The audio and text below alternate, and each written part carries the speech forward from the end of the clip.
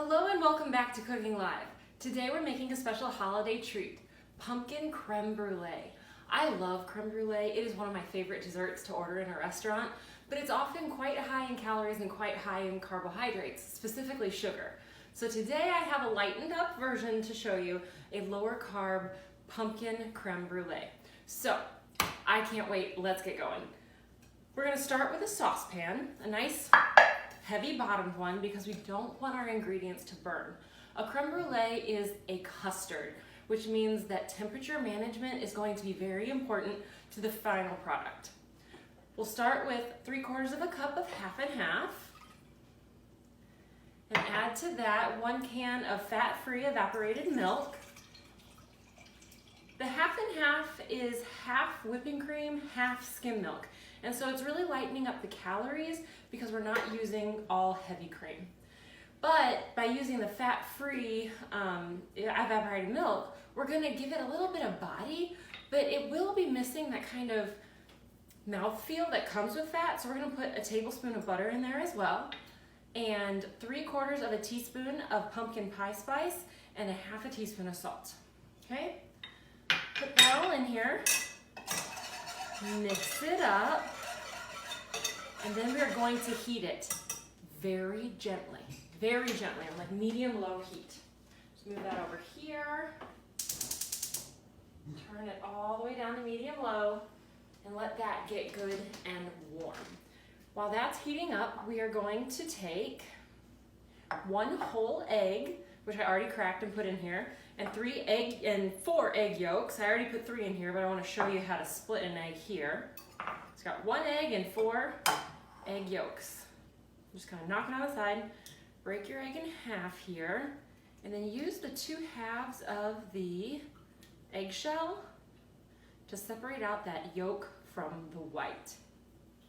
Don't throw these whites away. They're good protein. They're useful for lots of other good cooking things. You can make an egg white omelet. You can make a lot of other baked goods. But for our custard, we really just want mostly the yolks. But I have 1 whole egg in here because the protein from that 1 egg yolk is going to help hold my creme brulee together. All right. So I have 4 egg yolks and 1 egg. Whisk that up all together. Gonna add 1/3 of a cup of sugar substitute baking blend. I'm using Truvia today. You could also use Splenda or something like that. Using that baking blend is gonna help lower the carb count below what is traditional. Real quick, wanna make sure I'm not burning over here. Give this a little stir. Okay, there we go. Gonna add 1/2 tablespoon of vanilla. Right? And 3/4 of a cup of pumpkin from a can. All right? Make sure you get pumpkin, not pumpkin pie mix. All right?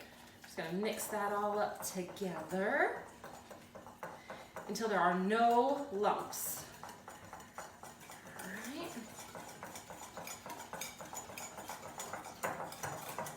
There we go. All right, nice and smooth. This is where all of those good fall flavors come in, okay?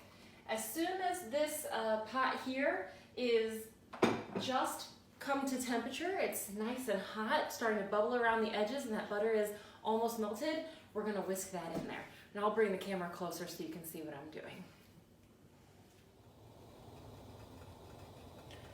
Okay, so my butter is nice and melted. I'm starting to get just a few bubbles along the side there. So I am going to slowly add in my cold pumpkin mixture to my creme brulees. Ideally, you would pour it in a nice, slow, even stream. But I'm doing this one-handed because I'm holding my camera with the other one, so we're going to do it this way instead. The reason you want to add it slowly is because remember when I said that temperature management was going to be really important for this custard? We don't want to add too much cold egg mixture to hot milk mixture at one time, because that's how you get curdles. And curdles are not appetizing. It's not harmful, but it just won't make a nice smooth creme brulee there at the end. Okay, so we're gonna just mix up the rest here. All right, that has turned a lovely autumnal pumpkin color. I'm gonna get just the last little bit of my pumpkin stuff in there. Okay, just give it a little whisk there. Mix that up. And now I'm gonna put it in my ramekins, okay? This recipe will make 8 creme brulees. I only have 4 ramekins though, and so I'm going to reserve the other half of this for a baking at another time and just make 4. We're going to take the creme brulee mixture, pour it into these ramekins here, okay, very carefully.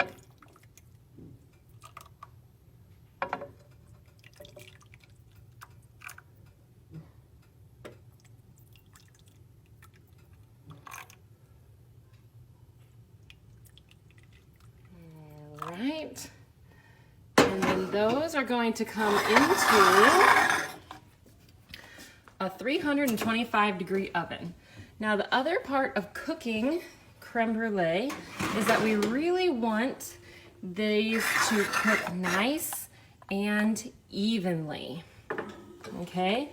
So part of that is I have a kettle of boiling water here. And we are going to ever so carefully put the boiling water in the pan until it comes about halfway up those ramekins, okay? So you can see where the water level is there, and slowly move those in. When you cook something in a hot water bath like this, it's called a bain-marie, and it is used to make sure that our custards cook nice and slow. So I'll catch you back in about 40 minutes when those are done. All right, so these have been cooking for about 40 minutes. Whenever we jiggle the ramekins, you can see it does not wiggle in the middle. So these are done. We're gonna take these out of the oven, let them cool outside of their water bath for about 20 minutes. Then I'm going to put saran wrap lightly over the top of the ramekins and let them cool overnight. So I'll see you in the morning, and then we'll add our sugar topping. These things smell so good. They look so pretty. I cannot wait to try them.